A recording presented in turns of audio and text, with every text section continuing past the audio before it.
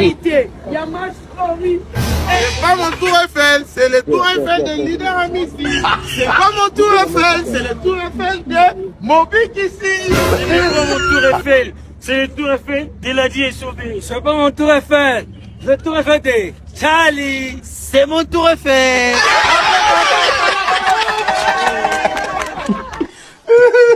Bienvenue dans les conseils du soir, bienvenue dans Perpétuité TV. Ba comédien Baké Poto, Aïda, Jérémy, Mimi, Esobé, Mobik ici. Et puis Tozana Ayuna, Bazana Kati ya Poto.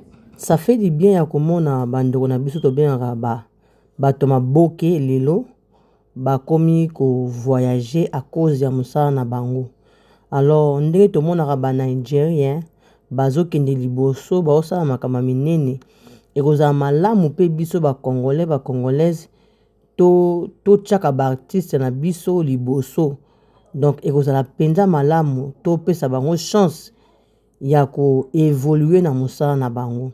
En tout cas, moi, je suis très contente ya komona Jérémy, Aïda, Mimi, et il y a de loin, et puis bandeko mosusu na lelo bazo se retrouver na poto à cause ya musala na bango. Donc talent vraiment Jérémy couleur wa bimisi na poto. Nani kutasa ata 2 jours na poto te, mais bota la couleur à bimisi.